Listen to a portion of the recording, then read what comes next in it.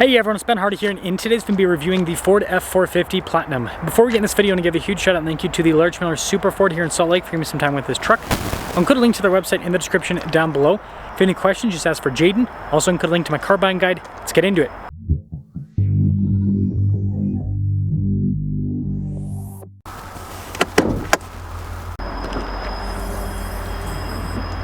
Under the hood, we have a 6.7 liter turbo diesel V8 known as a Power Stroke that goes through a 10-speed. This is the high output version, so it puts out 500 horsepower and then 1,200 pound-feet of torque. Before we move forward with this review, I do want to mention if you want to see more videos just like this, then I recommend you subscribe because I post content every single day. Now taking a look at the hood, you guys can see how it's raised there on either side, Super Duty stamped into the front, and then popping down below, you've got the upgraded headlights that come with the Platinum package. Got nice chrome trim here on the grille, recovery points there at the bottom, fog lights, and it does come with an air dam, pretty easy to remove if you don't like it in terms of the looks, but it does help out with fuel efficiency. Anyways, there's the front. Tire and wheel setup is 225 by 70 by 19 and a half. This is the setup you're going to see on the 450s. Part of that is the, well, we can't see because the wheel's closed off, but the caliper and rotor. Anyways, of course, you've got the upgraded suspension here, solid front axle still. We've got these nice body painted fender flares, and then you can see F-450 Platinum. You got the red badge to signify it's the high output. It's interesting they blacked out the mirror cap. You also have cab lights up top as well. We've got the bedside step here, and then in the very rear, see the leaf springs. Check out the payload in a little bit. Now here's a quick look at the side profile of the truck. You can see it sits pretty high. Again, you're going to have the ability to have a lot of compression on those springs. Now this leads us to the key fob. We've got our lock and unlock function. You've got your remote start, drop down for the tailgate, which press that again. There we go. Ah! Anyways, you can see we've got lights here on the bed. We've got the plugins for the fifth wheel prep. We have an outlet here as well, and massive bed, 8 feet in length, 8 feet of glory, right? Ruler here. We've got the tailgate step as well, and come underneath, that's automatic to raise. I like the taillights here. You get the upgraded taillights with the Platinum. No cheaping out there. Got the little bumper step in the rear as well. FX4 there on the side, which is pretty cool. There's the rest of the rear. And then popping inside, this is where the Platinum gets exciting, is the interior. So really nice with the material use. Got the B&O sound system, nice wood trim there as well. And move this stuff to the side so you can see the seats. Platinum there, but yeah, really nice trim all over. There's some storage underneath the seat. Flat loading floor in front. Got a little storage pocket. Heated seats. We also have little USB ports, vents, and all of that. Got cup holders up above. But yeah, tons and tons of space in the back. And then this leads us up front, where again, really nice trim all over the door panel. You can see the wood trim down below. All of our window controls front too are automatic. The mirrors do power fold in. The mirrors extend out. You got memory seats. Blind spot monitoring with the mirrors. Again, B&O sound system. Capacities, so 4,795 pounds of payload capacity. Gross vehicle weight rating is 14,000 pounds. So that means that this truck weighs, let's see, some quick math, so 4,000. This truck weighs over 9,000 pounds. That's so crazy. 9,400 pounds. Anyways, Platinum there. Perforated all down the center. Power adjustments on the side. Got your pedal adjustment rather. Light controls, fog light controls there too. Steering wheel's power adjustable.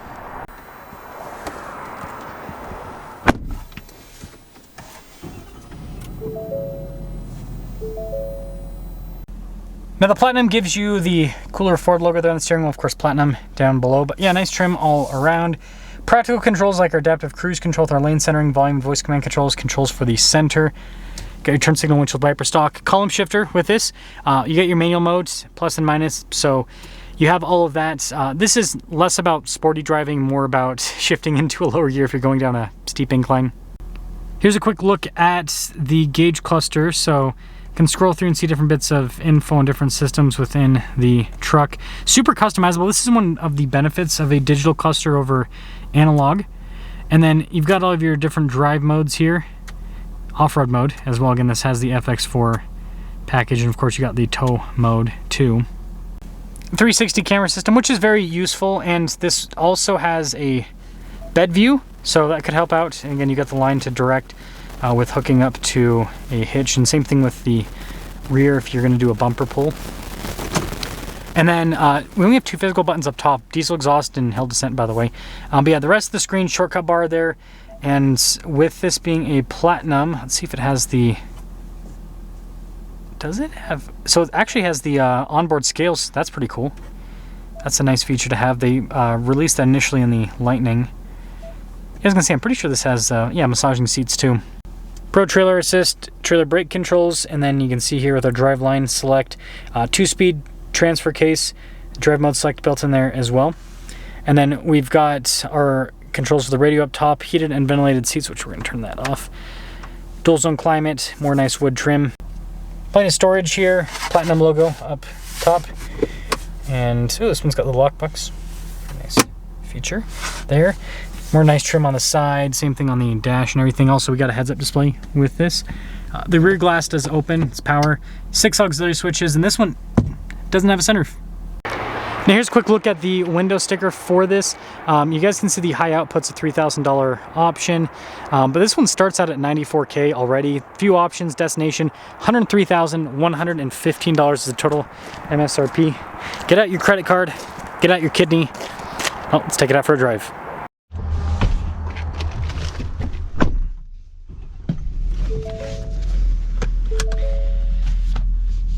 Well, let us set off in the F-450. And I gotta give a shout out to Justin with JB Reviews. Sorry, I gotta make sure this is all closed up properly. Anyways, he usually gets to these trucks a little bit before me because that's the focus of his channel. But if you guys want more information, better information on the really big HDs, definitely watch his channel. He's goes way more in depth than I do on this stuff. You guys got to remember, I'm kind of more of a jack of all trades when it comes to the car reviews, so the stuff that I give you guys on this is going to be far more limited.